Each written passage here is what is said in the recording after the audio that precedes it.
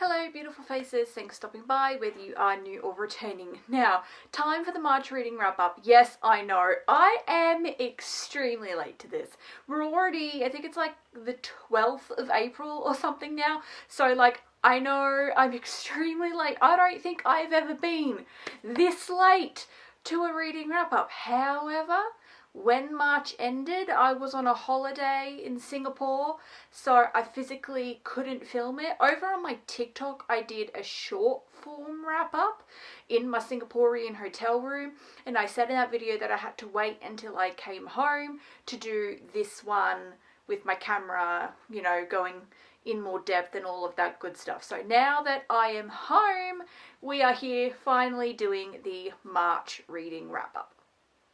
I managed to read 8 books this month, and I was feeling in a very BL mood. So 2 books were like regular Western contemporary romance, and then everything else was like Asian BL. So one specifically was a Korean manhwa, and then everything else were BL mangas. So let's just jump right into it. First, I started out by continuing with the Addicted Calloway Sisters series by Krista and Becca Ritchie. Now, in some previous videos, I told you all that I was going to be starting this series, and I had set myself a little goal to try and binge the entire thing and hopefully have it all finished by the end of April. So I read the first 2 books in February and was like, let's try and have it done by the end of April, which would give me all of March and all of April to read it all. I have decided I'm not doing that anymore because I'm finding it quite difficult to do so. So I read the first 2 books of this series in February, and I enjoyed it. Like, I enjoyed it, it's pretty good, but I wasn't in love with it. It's personally not anything special, it's not out of this world unique. I didn't read it and instantly fall in love and it's like my new favourite series ever, because this series for a lot of people is like their favourite series of all time, and I don't agree. I like it, please, like, it's not that because if I disliked this series, I'd just stop reading it, right? So I am enjoying the series, but it's not a favourite of all time. And the issue is I'm finding it quite difficult to binge it all. So I made that little goal of mine, like, well, let's have it done by the end of April, because I was like, you know, I hope that it's going to be like a favourite for me and I'm easily just going to be able to do like one book after the other, right? I thought that's how it was going to go. I was going to easily be able to do just one book after the other, and I can usually read about 5 books or so a month. So the end of April seemed like a pretty, you know, like I do 5 books one month, 5 books another, and then I didn't even really have to do 5 because I'd read the first 2 in February, so I really only had to do like 4. And then if I read more than 4 books a month, I could switch it up and read some other stuff. But like, read 4 of these in this month, and then I just have the last 4 to read in April, and I would have completed my little goal. Addicted for Now is the 3rd book in this series, and it is the only one that I read this month, that a part of the series. I didn't read 4, this is the only one that I read, because, like I said, look, I'm enjoying it, but it's just not anything special. So the issue is I read this, and then I wanted to take a break. I'm just finding out that with this series, I am just wanting to take breaks. I don't know, like, I'll read a book. I might be able to read 2. The first 2 books in this series are the thinnest, so I was pretty much able to read one after the other, but I read this one, and then I was gonna read Kiss the Sky. But I just couldn't. I couldn't bring myself to start Kiss the Sky yet. I was like, no, I need a break. I needed a break. In one of my, like, bobs of the day that I do over on TikTok, I said that I was reading a different book, and I'll get to that because I'll get to that later in the wrap-up. And then I was like, oh, and I'll read Kiss the Sky right after. I literally did not read Kiss the Sky this month. I don't know. like, I just wanted a break, but then I ended up just wanting a break for the entire month. I thought that maybe I'd just take a break for like 2 books, like read this, read like 1 or 2 other books, and then I go back to it. But then I ended up getting in quite a BL heavy mood this month. This is the only thing I read that wasn't BL. Everything else I read, like, we had a gay reading month, okay, because I was in the mood for gay books. It was just my vibe. So this is like a 3, maybe a 3.5 star. Like somewhere between 3 and 4, I think, is where I'm going to leave this. I get why people are loving it, but I feel like I'm just not as obsessed as like some people on, like Mariana's obsessed with it, Larry's obsessed with it, even Eureka is obsessed with this. And she's known for being a dark romance girl. So, you know, but I'm just not as obsessed with this as everybody else is. Like, it's fun, and it's spicy, and yeah, if you love Gossip Girl, read this, and I love Gossip Girl, but, like, it's just, like, it's not 5-star material. I'm not, like, obsessed with it and then just, like, want to read one after the other. Like, I've got to read the next one, I've got to read the next one, I'm going to be so sad when this ends. Like, I am going to continue on with the series and read the whole thing. I do. I want to read the whole thing. But my whole point is definitely not going to be by the end of April. I'm hoping, my new goal is to just read this whole series by the end of the year. So maybe if I do like 1, maybe 2 a month, I'll be done later in the year. Because I have 7 books in this series to go. And they're all quite chunky. So if I could do like 1 book from this series a month, and maybe 2, that'd be pretty good. But I'm just not as obsessed where I could just like binge it all at once. Like, unfortunately, that's just not how I'm feeling with this series. Like, it's good, but it's just not anything special.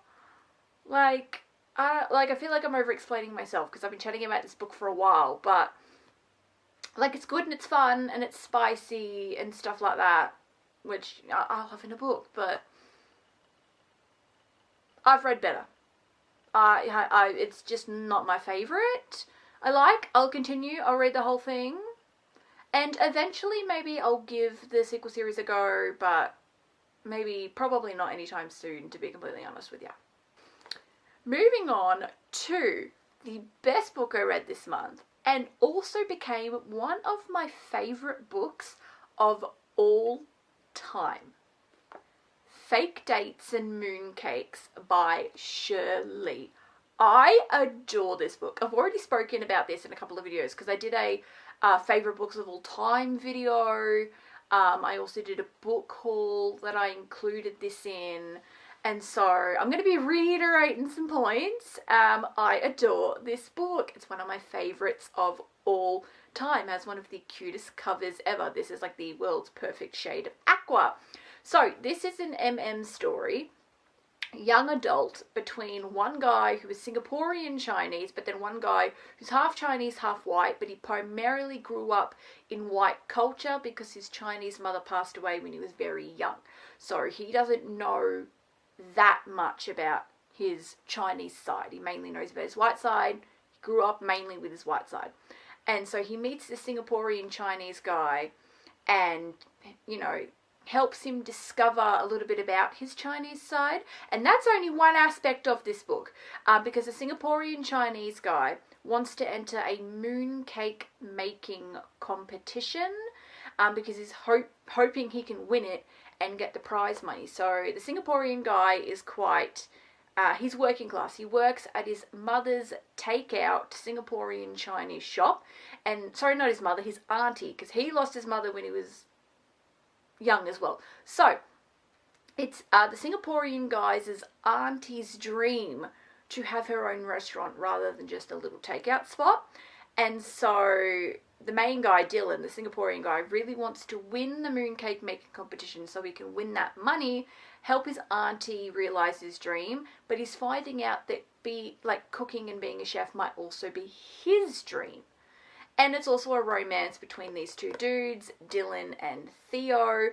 I love this. I just loved this. I thought this was beautifully written, so well done. I will read anything this woman writes. She has one other book called, I think, The Fate of the White Snake or something along those lines. And I've heard that that book she wrote in the style of Dunmare because she loves a Dunmare. And oh my god, I need to read that pronto.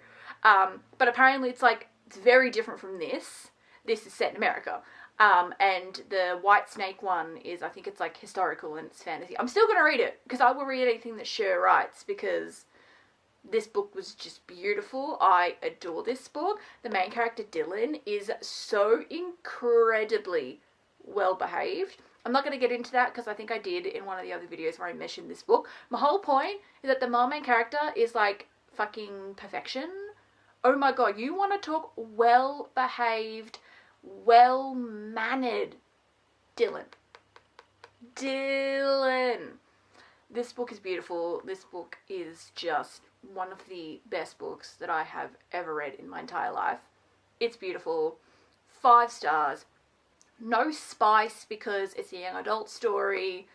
It's beautiful. This book is so beautiful. And if you like MM, you need to read this. Oh, you need to read this. Love wasn't on the menu. Meet Dylan Tang.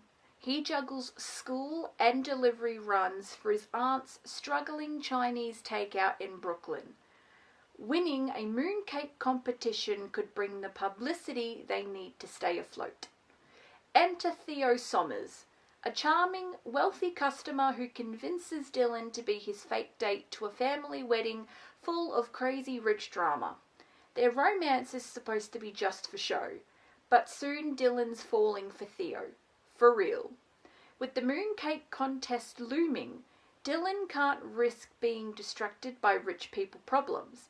Can he save his family's business and follow his heart, or will he fail to do both? Now, the spiciest book that I read this month was the Korean manhwa, the first volume of Painter of the Night. Now, I'd had huge interest in picking this up because it is dark romance. It is also got like a historical setting and it's Korean manhwa. Like like Asian dark romance. I was like, yeah, gimme, gimme, gimme. I adore it. And what I love about manhwa, it's in full color. She is in full color, which I love because we can see hair colors and outfit colors and scenery and all of that good stuff. Not that I have anything really against the black and white manga, but like I just liked that this was in full color. This was nice. It was like, I don't know, a treat, and I don't know, I loved it. This book, oh my god, this was also, I think I gave it, did I give it a 4.5 or did I give it a 5-star? I don't actually remember, but I did give this a very, very high rating because I just adored it. So basically, this book follows a gentleman who does erotic paintings. I think he gets ashamed by it or something in his lifetime because he stops doing it.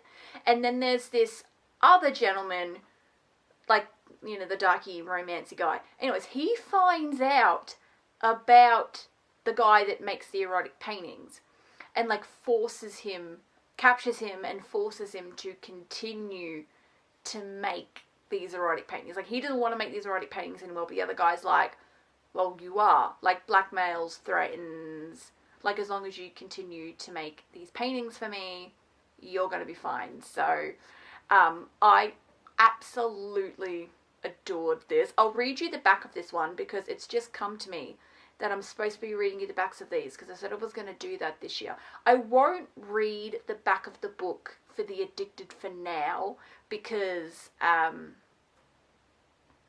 that's the 3rd book in a series. And if you want to start the Addicted Calloway Sister series, you need to start with book 1.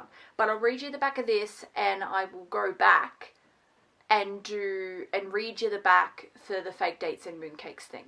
So, the back of this one says, a dark romance about a painter who refuses to paint and a nobleman who will do anything to make him. The boys' love manhwa sensation finally makes its way to English print. Baek Nakyam once made a living painting gay erotica, yet this talented artist has since abandoned his brush, vowing never to create lewd art again. this doesn't stop Yoon Seon-ho, a young nobleman notorious for his insatiable lust and volatile temper, from seeking him out and demanding Na-kyum become his own private painter. Despite his reluctance, Na-kyum is pulled into Seon-ho's world, once tingled with danger and desire in equal measure. Will Na-kyum be able to satiate his new patron's lust for erotic art, or will the line between artist and subject become inexorably blurred? So, cute. One thing I noticed about this book though, it is ridiculously spicy. It is the spiciest thing that I read this month. However, a lot of the spice was not between the two main characters. You did get a little spice towards the end of the book that was between the two main characters. And I'm not going to explain this at all because I feel like it's going to ruin the plot of the book. So you need to read this. And I'm so excited. I want to read volume 2 immediately. I already have it in my Amazon. I'm yet to purchase it, but it's in my Amazon. I did have to wait a little bit for it to come out. It's out now, so when I'm ready to buy it, I am going to buy it. Because I really enjoyed volume 1 and I want to continue on and read more volumes, and I just adore this. Oh, this is so good. If you like dark romance, if you're a dark romance reader and you have interest in getting into manga manhwa, this one. Ooh, it's just given me an idea for a video. I'm thinking, alright, I'm going to make a video in the future for people that read like regular dark romance. So like H.D. Carlton, Rina Can, Lee Rivers. You read that and you have interest in BL, I might make a video where I talk about some like dark romance BL. So like if you want to get into it, you should get into it. That's a really good video idea and I might do that in the future. Anyways, this was beautiful. This was amazing. This gets a 5 for the chili peppers. This was so good. Everything else I read this month were Japanese BL manga under the Sublime Company. I read a lot of Sublime stuff. So first I wanted to continue on and read Worst Soulmate Ever Proposal. So what this is the sequel to Worst Soulmate Ever. So I read Worst Soulmate Ever towards the end of last year. I think I did read it December of last year and I loved it. And then I found out that there was more. It's just a cute little duology. So you read Worst Soulmate Ever and then you read this one, Worst Soulmate Ever Proposal, and then that's it. And like, it's a cute little duology. And I adored it. This was so good. I love it. This is Omegaverse, but it's also got an office setting and it's rivals to lovers. Let me read you the back. And I know that this is a sequel, but I kind of just still want to read you the back. So, impatient 29-year-old Omega Shishikura has watched all his friends get married while his own romances keep fizzling out. Sparks fly when he starts up an enemies with benefits relationship with his alpha co-worker Katani. Despite the clash of their difficult personalities, their chemistry is undeniable, and the two begin dating. But when Shishikura brings up his desire to get married, Katani refuses. Shishikura will have to get to the bottom of Katani's deep-seated issues with Omega's before there can be any happily ever after. So, I adored this. I think I gave it a 4 or a 4.5. I don't fully remember. I'll have to go back and watch my TikTok and then we can find this out. Oh god, the lighting is getting incredibly dark now. Yeah, so I really enjoyed this one. I don't believe it's enemies. I am one of those people that think that you can't be actual literal enemies unless it's a fantasy setting.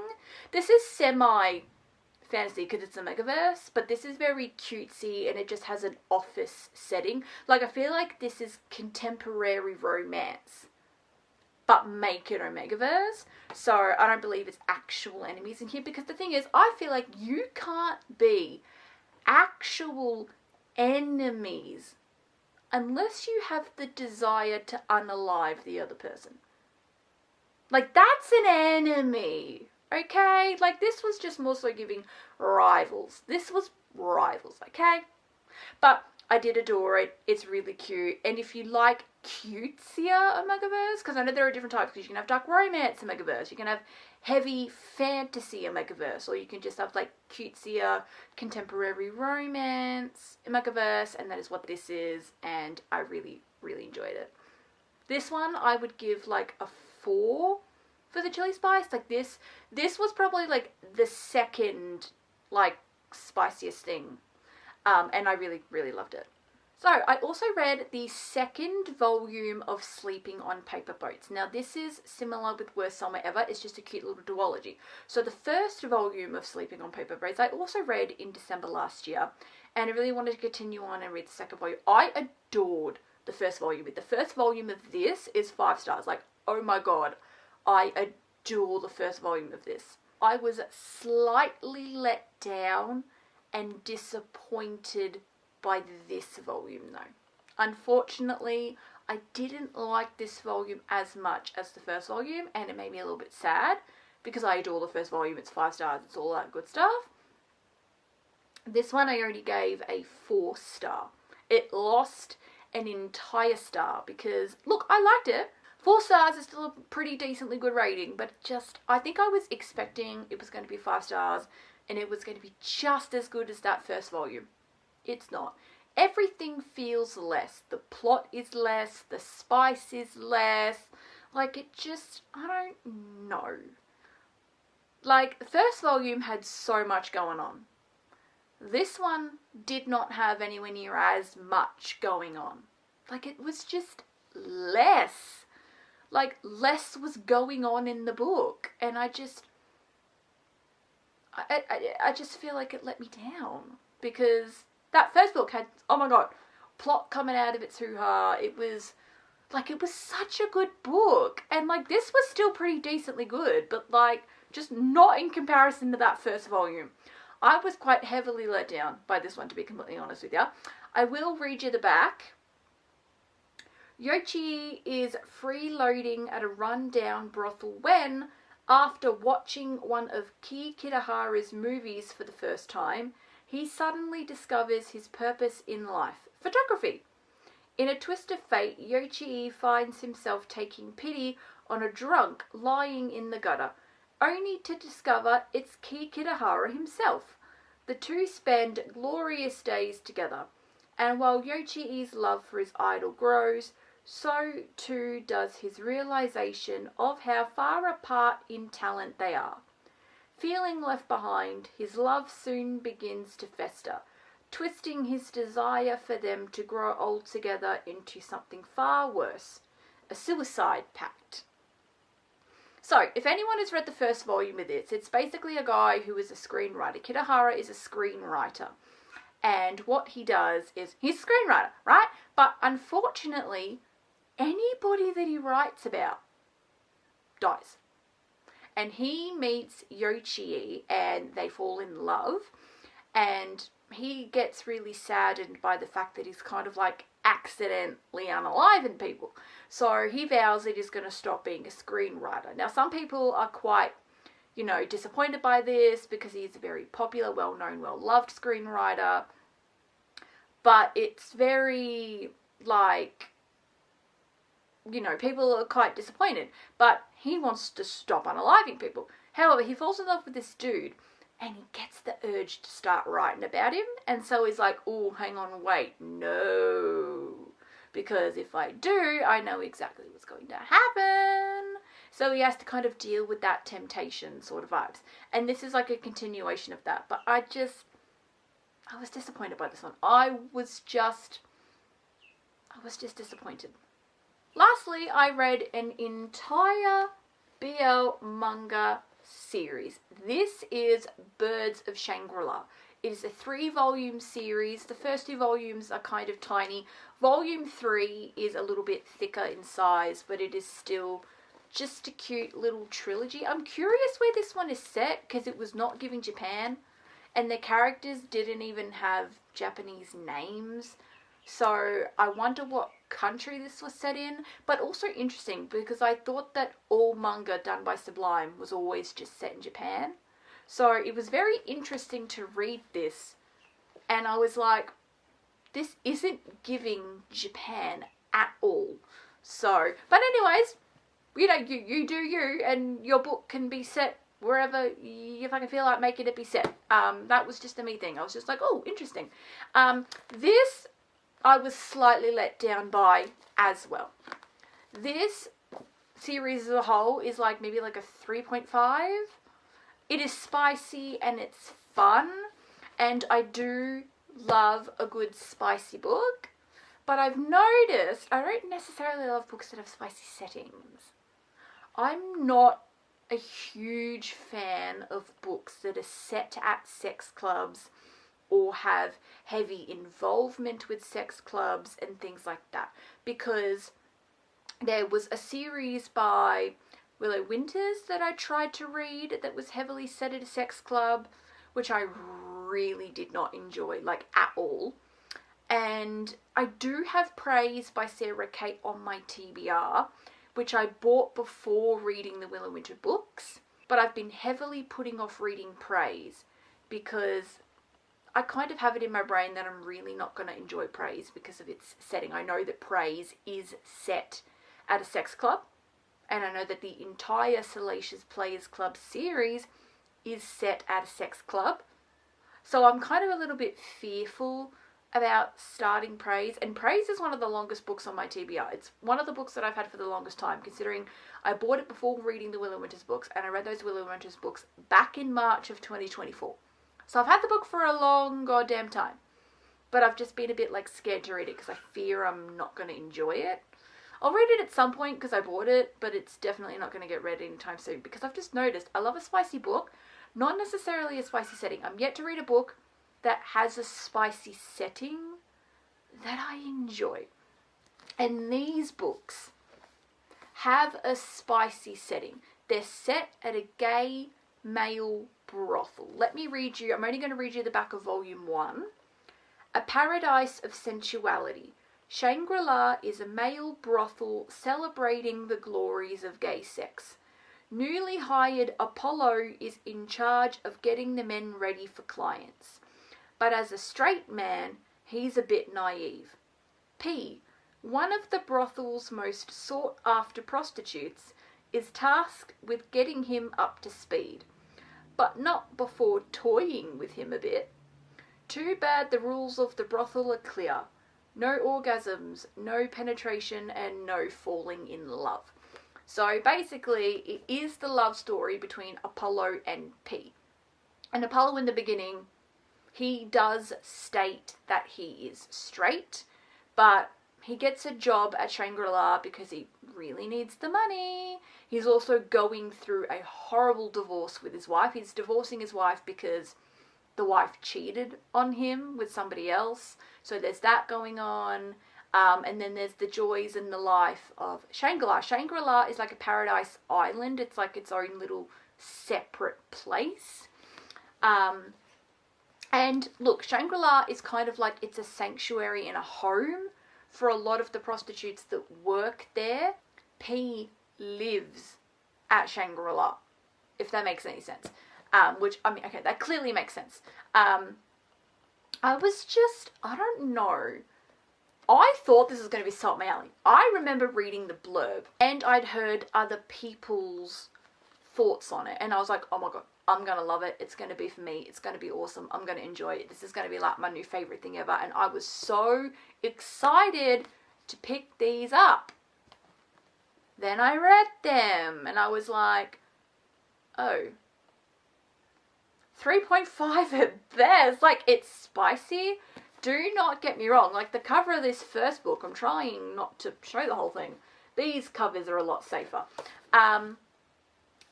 3.5 at best. Like, I didn't love it. I didn't love it. I was like, yeah, it's good, it's fun, it's spicy, I'm reading it. Like, obviously, I didn't dislike it, because otherwise I would have stopped. But I didn't love it. Wasn't anything special. I was just like, I'm thankful it's a short series. I feel like if it had been a really, really long series, if it had been some, like, 30 plus volume thing, I may not have read the whole thing. I read the whole thing because it was a short, like it's 3 volumes. Like it's literally 3 volumes, and it's a picture book because it's a manga, so there aren't a ton of words. And so I finished it, and you know, I liked it enough to finish it, but it just wasn't anything special. Like I was just like, eh. Like it's good, but like, eh. Nothing special. I didn't fall in love with it. It didn't become like my new favourite thing of all time and all of that. Which is just sad because I think I thought that it was going to be. And then I was just like quite heavily disappointed that, no, it's not.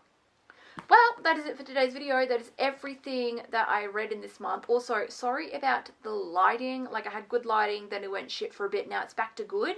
I think it rained a little and the clouds got a bit dark. So it got a little dark there for a hot minute. But now we're back to good lighting. Anyways, that was it. That was everything that I read this month. I had a pretty, like, middle ground reading month. Like, yeah, I did find one of my favourite books of all time, but I also had some disappointing reads this month. Like, I feel like besides the one that's, like, my new favourite thing ever, this month was actually quite disappointing. This is a very weird reading month. An extremely weird reading month. But yep, that's it. Thanks for watching. If you enjoyed, consider leaving a thumbs up. Subscribe down below if you love a good book just as much as me. And yep, I'll see you all next time. Bye!